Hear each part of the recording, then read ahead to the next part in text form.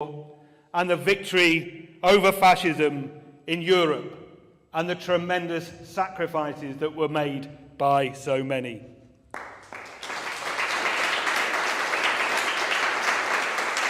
In the words of the great American writer Ernest Hemingway, anybody who loves freedom owes such a debt to the Red Army that it can never be repaid.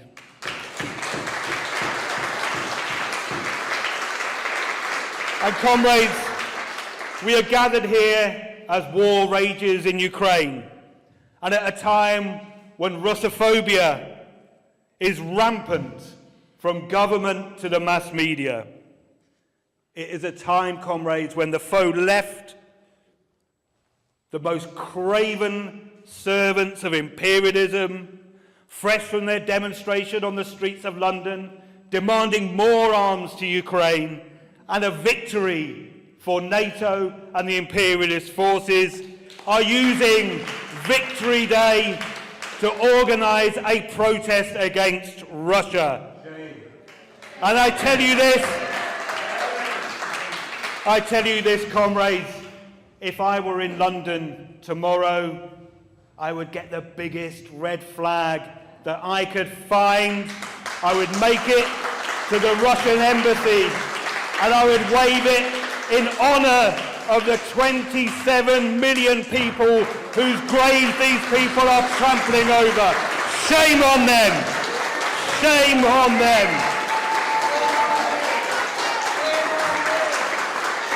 And comrades, as Ranjit said in his introduction, I've recently returned from Ukraine, from Poland and from Berlin. And I will come to my experiences in all three of those places later in my speech. But I wanted to highlight a very, very important case that may have passed many people by. It certainly passed by the mainstream media. It certainly passed by the so-called warriors for freedom and democracy. It's the case of a journalist and opposition political leader, Anatoly Shary. He is a man who initially actually helped elect President Volodymyr Zelensky, the darling of Western liberals. He's long since broken, actually, with Zelensky, accusing him of reneging on his deal to broker peace in the Donbass region and bring an end to 8 years of war and conflict, not months, but years of conflict. But that spat became more serious. Anatoly Shary was forced into exile. He had to flee the country in fear of his life. And the country where he has taken sanctuary, or that is supposed to be giving him sanctuary, Spain, launched a joint operation with the Ukrainian intelligence forces to arrest him on grounds of high treason on Thursday. Now, he alleges that Zelensky had sent a hit squad to assassinate him. This comes from the testimony of an Azov fascist who was arrested by the Catalan police and interrogated on other crimes. A recent report in Mint Press News, you can read more details about the extensive sting operation against him while he's been holed up in Madrid, in Spain. He faces certain death if he is extradited back to Ukraine. High treason is met with a bullet. And we call for every person in this room, every journalist, every press freedom organisation, every human rights group to oppose this move, to campaign for his freedom, and we call for Spain to uphold his safety and guarantee that his life is not put at risk. Comrades, we really should not underestimate the seriousness of this case, which sets a dangerous precedent where dissidents and those that are seeking sanctuary can be hunted down in Europe and elsewhere by an intelligence service that has been likened to Hitler's SS. And it also highlights we're right to be worried, because this is not an isolated case. We look at journalists that are working in the eastern part of Ukraine, in the Donbass region, journalists like Patrick Lancaster, who has been reporting from the region, and the threats that have been made to his life, when people have been urged to find him and kill him. These are kind of mainstream-ish news organisations that are doing this dirty work on behalf of the imperialists. Eva Bartlett, who many of you will know, is currently also reporting from the region. And she said on Friday that her name has appeared on a government hit list. So we are right to be fearful, as this is happening with blanket silence from the media organisations, government officials, and the faux left, who bend over backwards to downplay the significance and the importance of the fascist forces in Ukraine. In one of the most craven and shameful pieces of journalism I have seen in this country, and let's face it, it's up against some stiff opposition, BBC journalist Ros Atkins gave a masterclass in fascism denial in a 9-minute documentary released just last month. I won't spend too much time on the details of that. For those of you that are interested, you can read my article that I wrote for Al Mayadeen, Hurrah for the Azov, which is in Lalkar, which I believe you can get copies of here, and you can read that article in which I deconstruct his puff piece for Nazism. Of course, the headline is a reference to the perhaps infamous Daily Mail article of the 1930s, written by its billionaire proprietor, Viscount Rothermere, which had the famous headline, Hurrah for the Black Shirts, in which he was talking about Oswald Mosley's fascists in Britain, fascists that were also defeated by communists and working people organising. But it's worth a reminder of what Rothermere said at the time.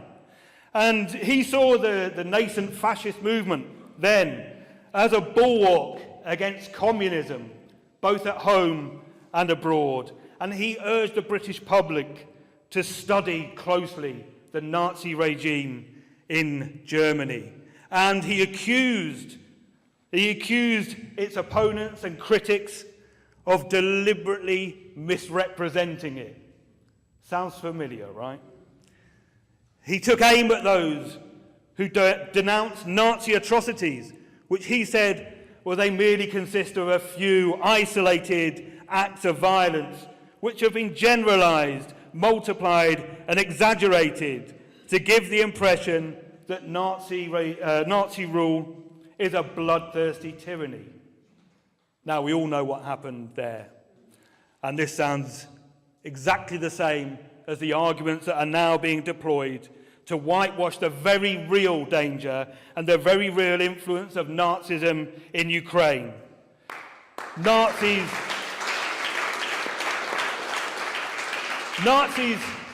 Nazi forces of the Azov Battalion and the Azov movement, which by their own admission seek world domination and are being armed to the teeth by Britain and the West. The blowback of that doesn't bear thinking about. But of course, the West couldn't care one jot about this. It's using Azov as its proxy force, as we've seen in Syria and elsewhere. An imperialist battering ram against Russia, but also behind Russia is China. And this is really what the war is about, in defense of a unipolar world. So let's also remind ourselves of the pernicious role of the European Union in paving the way for the purges of the left and the anti-communist assault that has swept across Ukraine since the Maidan coup of 2014. And of course, this is where the war started. not weeks ago, according to the Liberals. But in 2019, the European Union passed a motion that can only be described as a grotesque falsification of history, equating communism with Nazism. And it used Nazism, by the way, not fascism. It used Nazism specifically, and called for the destruction of statues and monuments and the renaming of streets. And this led to an orgy of anti-communism in Ukraine, the tearing down of statues of Lenin, the statue in Lviv, where I was, the statue of the commander of the Taras Shevchenko Brigade, who fought against Franco's forces in Spain, has been torn down. The Communist Party of Ukraine has been banned, its members and leading officials persecuted and jailed, and its newspaper outlawed. And to their shame, the Labour MEPs, to a person, voted in favour of this ultra-reactionary motion, playing their role as the useful idiots of imperialism once more. Shame on them. Now, thankfully, in my view, we have left that neoliberal economic bloc. But one of the MPs that spoke in that debate, Julie Ward, is now one of the leading lights in the Arm Ukraine Brigade, the pro-imperialist Ukraine solidarity campaign. And these people are a stain on the 80,000 Soviet fighters that gave their lives in the Battle of Berlin, where they broke the back of the Nazi war machine. And I paid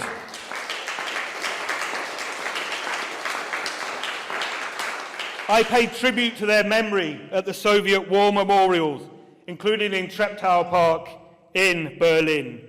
And these are memorials that have been desecrated with anti-communist, pro-Ukrainian graffiti.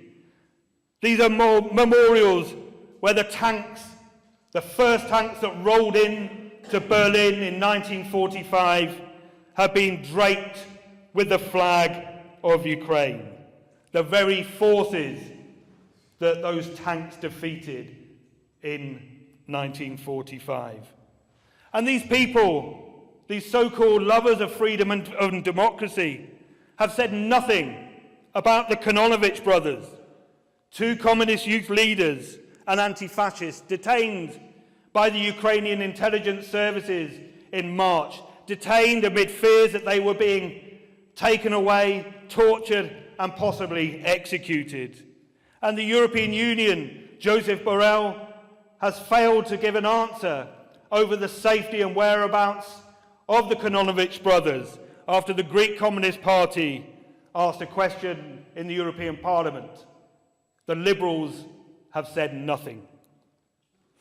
They won't even know the name of Vadim Papura, a 17-year-old who was burned to death in the trade union house in Odessa in 2014, the anniversary of which was very recently, but the anniversary was met with a deafening silence of those that contend to support and show solidarity with Ukraine.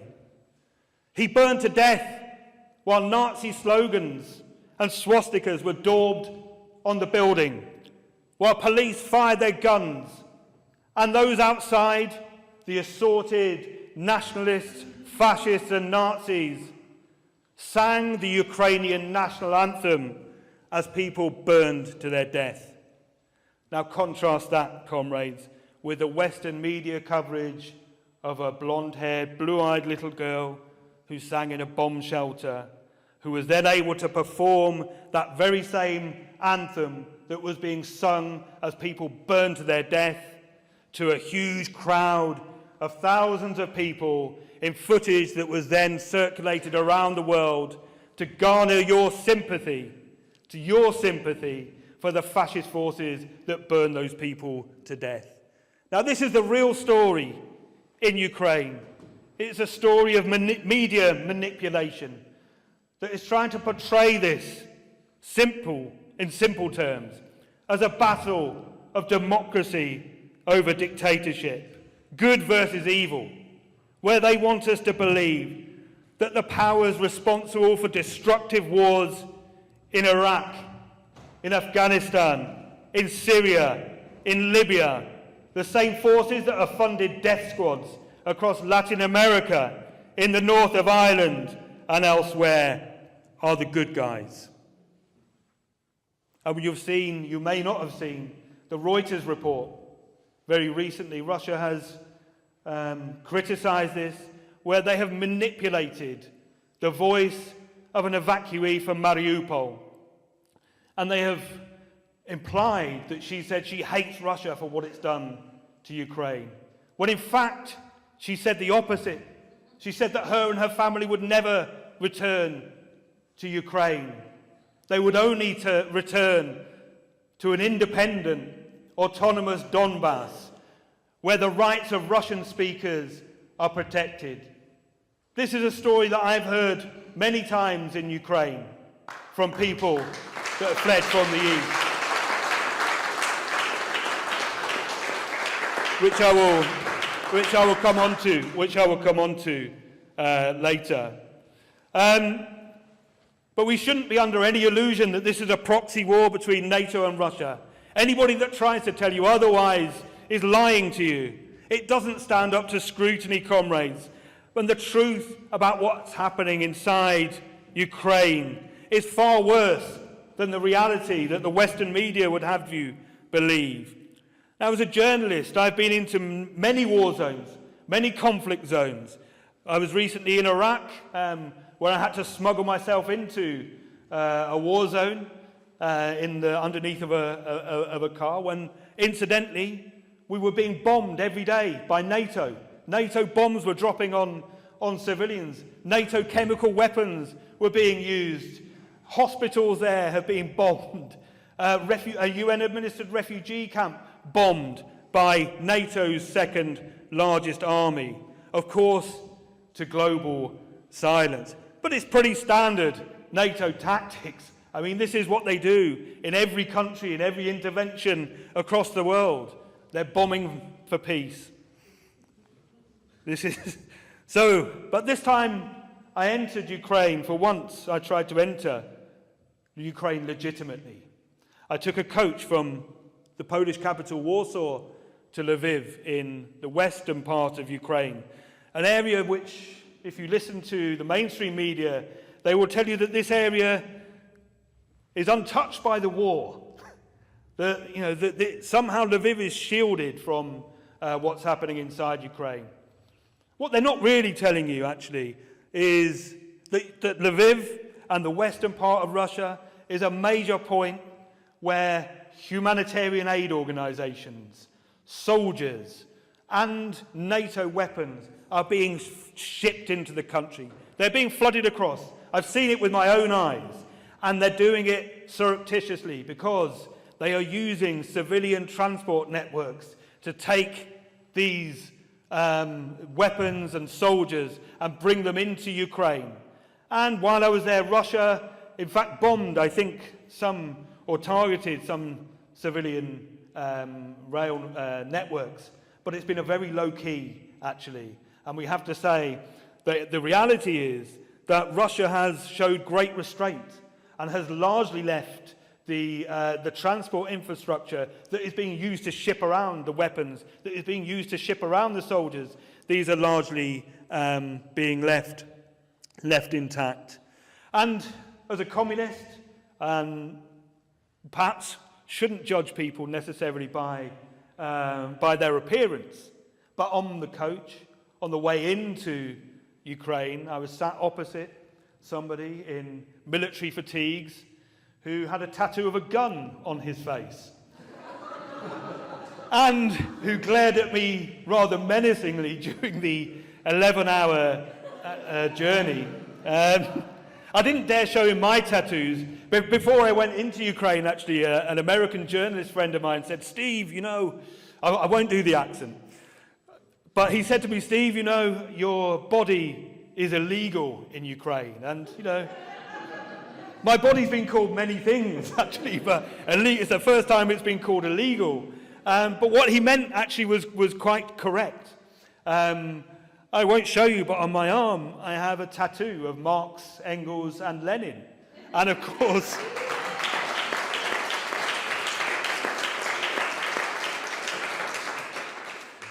I'm very proud of my tattoo, but I'm also not stupid. So I made sure that I packed lots of long-sleeve shirts and tops so that I could avoid displaying my tattoo. But it was, this is a serious issue, because whilst my tattoo of Marx, Engels and Lenin, heroes of the communist movement, heroes of the working class, are banned, of course, tattoos of swastikas, tattoos of Adolf Hitler, and tattoos displaying any kind of Nazi insignia are absolutely fine. And Lviv, you'll see the pictures in wherever, the BBC or any of the identikit reports that you watch on your television screens or read in your newspapers, and you'll see, oh look, these lovely Ukrainian people, life is carrying on as normal, they're not affected by the war.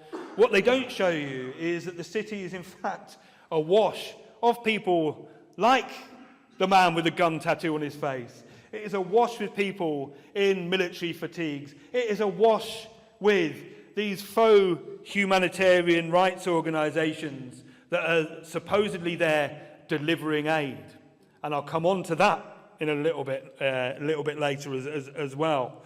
And we know that thousands are joining the Ukrainian forces. They've listened to the call of the former actor, now President Volodymyr Zelensky, to come in defense of democracy.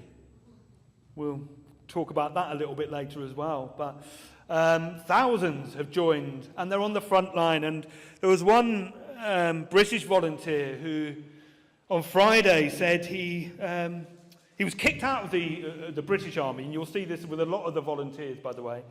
This one was kicked out for thieving. There's others that have been kicked out for fighting or violence, which is a bit odd, but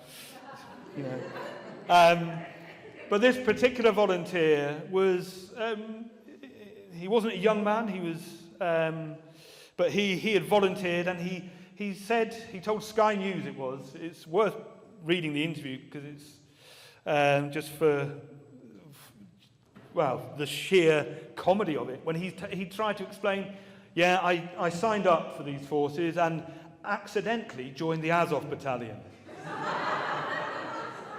And, how you accidentally join Nazis, I'm not entirely sure, but he didn't object to it, by the way. He said, I accidentally joined them, but, I spoke to them, and they're actually nice blokes.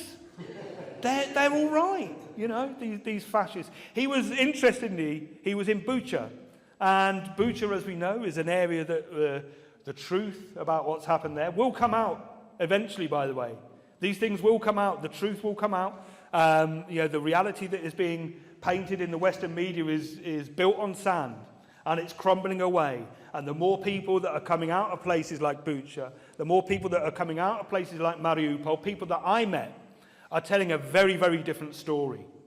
Very different story from the reality that is being portrayed in the Western media. And I'll talk about them and the people that I met. People like Maria, who showed me the destruction of her home in Mariupol. Absolutely destroyed. And she had managed to escape from Mariupol, or just outside Mariupol. She wasn't in the city, she had a flat in the city. But her and her daughter managed to escape from Mariupol. Her husband and son were not able to leave. And she told me, she spoke in broken English, but we could understand each other. And she told me that she was not afraid of Russia. She wasn't afraid of the Russian forces. The Russian forces, she said, were giving them food, and were giving them water, and were offering them shelter and sanctuary. This is what she said. And she said that the people that they were terrified of were the Ukrainian armed forces, the fascist forces that she said have terrorized that region and her city, not just for the last 2 months, 3 months, or however long it is, but for the last 8 years. 8 years.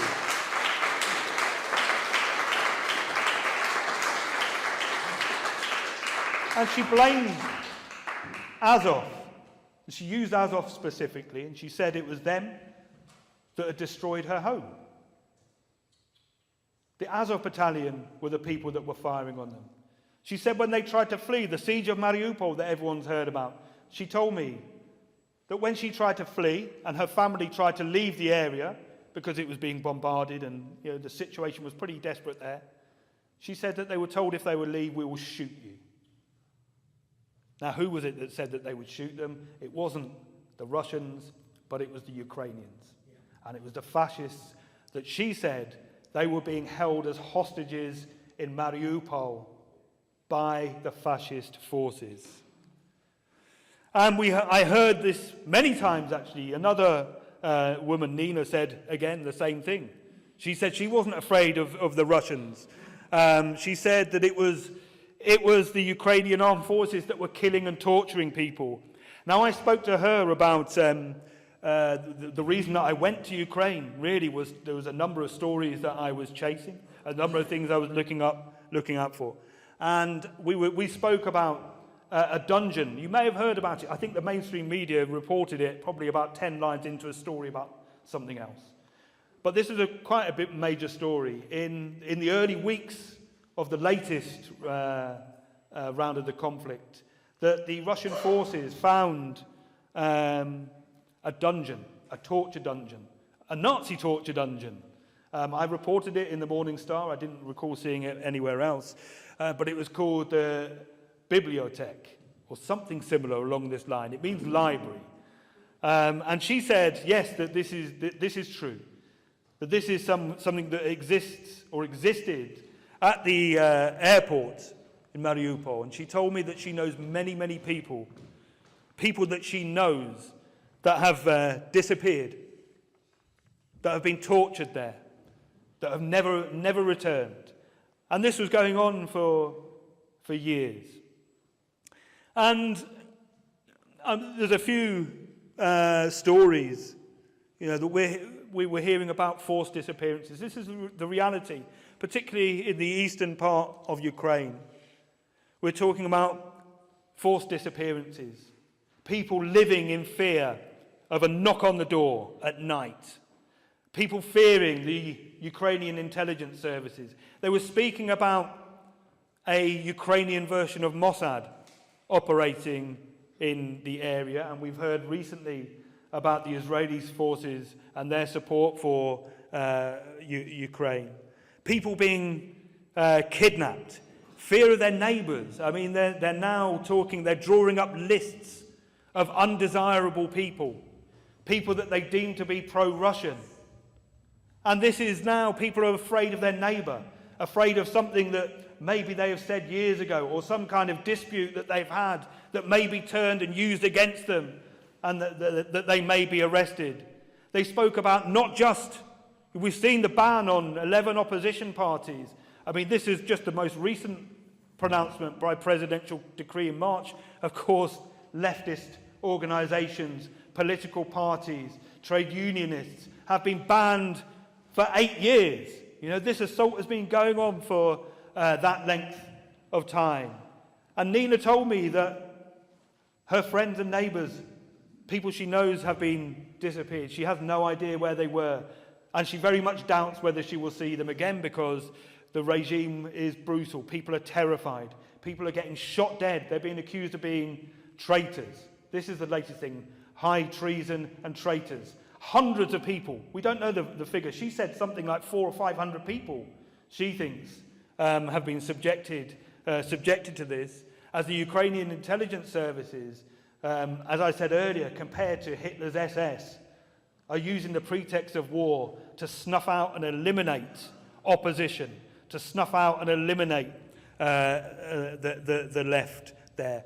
Shooting dead one of their own peace negotiators. I mean, this was something, again, this has passed virtually without comment in the Western press.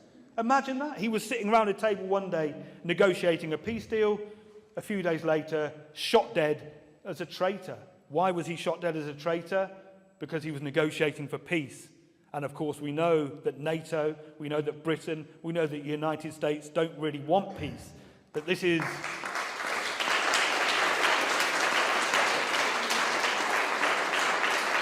They don't want peace. They want to exhaust and weaken Russia. They've admitted that. You know, they had in the Pentagon, they had the 8 largest arms manufacturers in the world came to the Pentagon and they were told, we need you to produce more weapons. We need you to produce more arms. Because obviously, flooding the region with more arms is going to bring an end to the war. I mean, this is pouring petrol on a fire.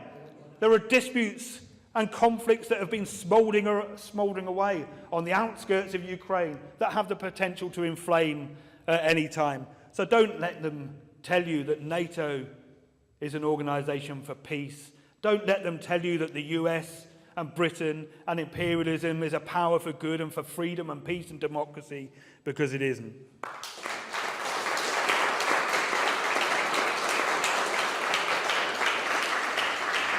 There's a number of stories that I'm working on that I can't really go into detail about right now because my investigations are still ongoing. But just to say that they will go some way to uncovering the extent of NATO's covert operations inside Ukraine. We're not talking about on the borders, which we know about. We know that they're encircling the region on the borders, but they are actually active inside Ukraine. They might be doing it under a different guise, under the guise of these private security companies or whatever they call it. But I will tell you that the mask is going to slip, and it will slip very soon, and the full extent of that will be known to hopefully to the West. I looked, if you remember, right at the beginning of the war, and I can tell you this much. If you remember that there was a training centre on the outskirts of Lviv that was bombed by Russia, and we heard it's just a training centre, there was hardly anybody there, maybe 1 or 2 people died. Well, I can tell you now, that's a lie. That is a lie. Hundreds of people were killed in that attack.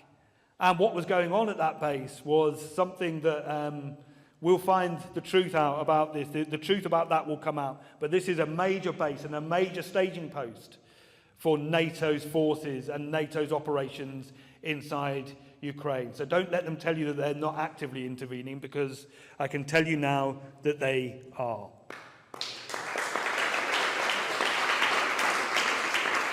Another organisation, comrades, that is working inside Ukraine, a story that broke in Al-Mayadin earlier this week, again ignored by the Western media. But this is a story about the establishment of a Ukrainian white helmet,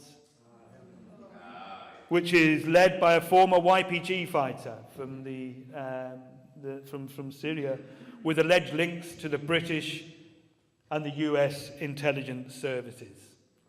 Now, of course, this slick humanitarian aid organisation is given free rein inside Ukraine. It's given free rein to train the police, to train soldiers, to train security forces. And it says on its website, you can check it out, it is committed to fighting against the enemy, indicating that it is not really a humanitarian organisation after all, but that it plans to engage in some kind of combat against Russia.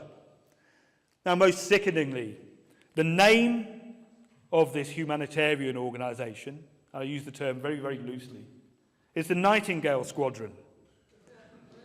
Now, this might have some, seem innocent or innocuous enough, but it has chilling connotations for the people of Lviv.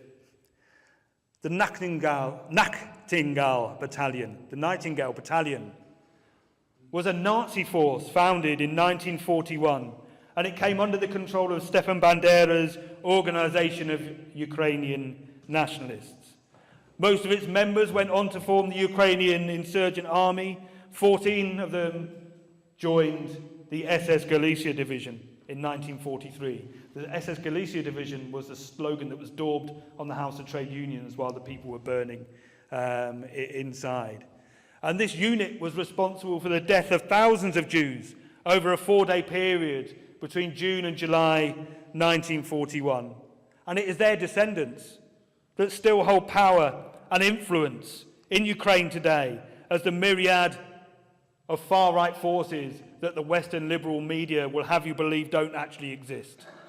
But interestingly, as an aside, they keep telling us, oh, the Azov and Right Sector and all these far-right organisations, they're really not very influential in Ukraine, and there's not many of them there.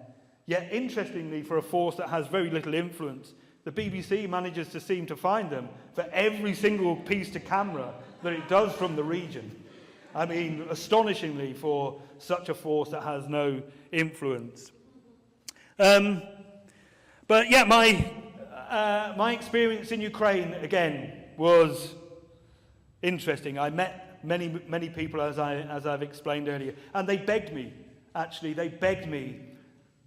to tell their stories and to be their voice, because they know what is happening. They know what's happening on the ground, but they also know what is happening in the Western media that is not telling the truth about what's happening in Ukraine. This fairy tale fantasy, by the way, for Western consumption, that somehow plucky Ukraine, is winning the war against Russia, and that Russia is failing, that Russia didn't take Kiev like it planned to do so and install a puppet government there. Everybody knows this, according to Owen Jones and the Western liberals. But in fact, the inverse is the truth. Russia is achieving all of its objectives in Ukraine, and that is very clear. That is very clear. And despite the millions or billions that is being thrown at Ukraine in terms of arms and weapons and soldiers, that is in reality just propping up the military-industrial complex and the profits of the arms companies, and in fact evading the very real and deep economic crisis that is being faced across the Eurozone and in Britain, and the crisis of capitalism. That's what this is, again, we have to remember that's what this is about. Despite all of this, Ukraine is not winning the war, and also, Ukrainians I've spoken to outside of Ukraine. I was in Warsaw, the capital of Poland, and I met some anti-war activists I thought were very brave, in fact, because Poland is not a happy place for the left. It's a very right-wing administration, and they were leafleting against the war in Ukraine in an area where there are thousands of Ukrainian refugees that take to the streets. They were leafleting in that area. But rather than being met with hostility from the Ukrainian refugees were taking their leaflets. The Ukrainian refugees supported their demands and turned out on a demonstration against NATO and against militarization.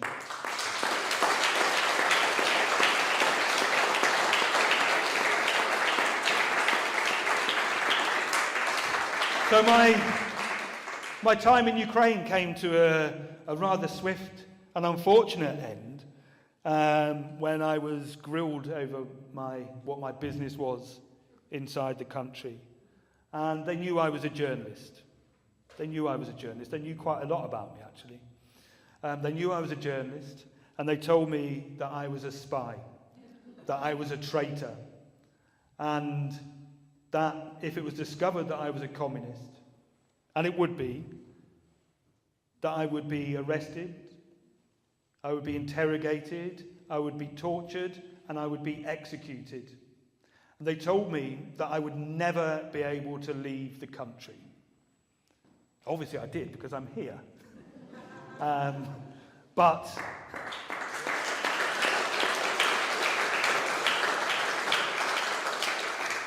I won't go into the detail of how I managed to get out of the country, because it probably wouldn't be a sensible thing of me to do, but I managed to disguise myself, and I left. I was mistaken for a Ukrainian refugee. I was given a food package. I made sure that I stayed incredibly quiet until I managed to get on a train. I made my way to Berlin. As I got to the border, the German border, the armed police entered the train and I don't think they were there just for me. They came on and they were checking passports. But most people, they weren't interested in, but when they came to me, they grilled me and they asked me questions about why I was going to Berlin, where I'd been, who I was seeing, how long I was staying for, what was the nature of my business, this kind of thing. And you know, I had a few kind of moments where I thought, this could be a bit of trouble. This trouble kind of follows me around a little bit. I was in jail in Mexico last year at the behest of the United States, and the year before, 2 years before that, I was jailed with ISIS in Turkey, and they decided I was a threat to national security and deported me after threatening to kill me again as well. So I don't have a lot of luck with security forces.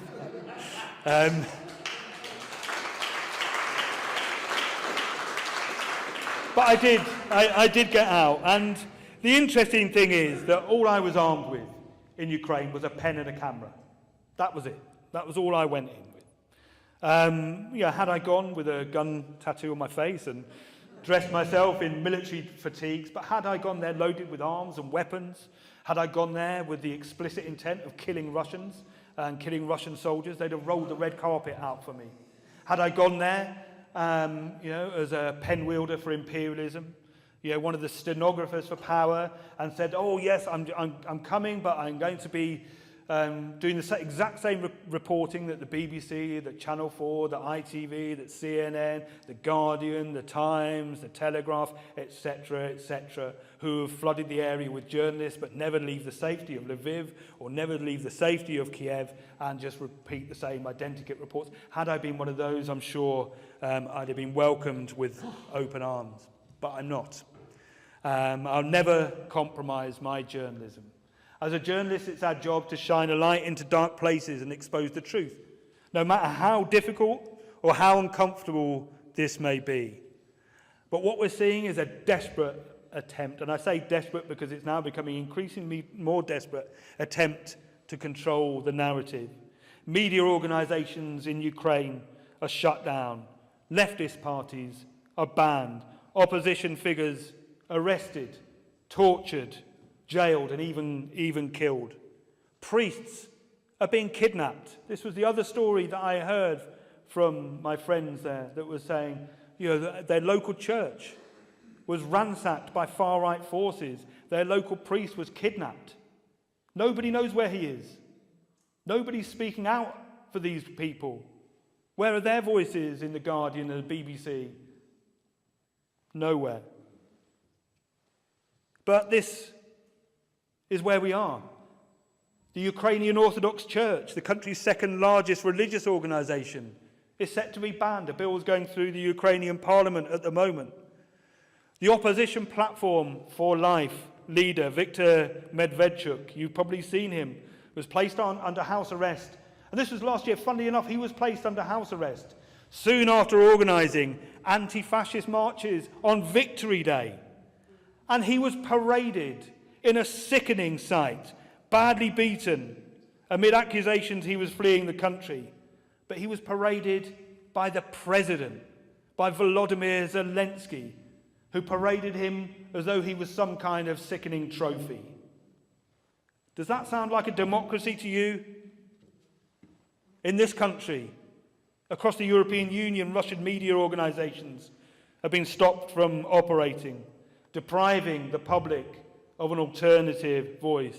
Even George himself has been designated Russian state media by Twitter, a move we should vocally oppose as I do today. The truth matters.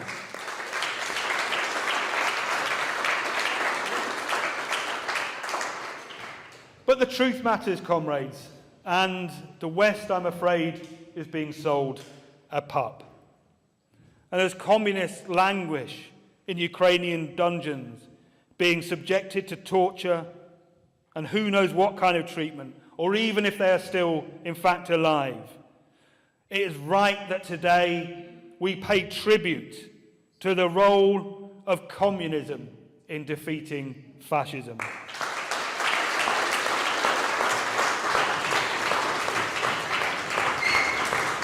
We must campaign for an end to the ban on the Communist Party of Ukraine.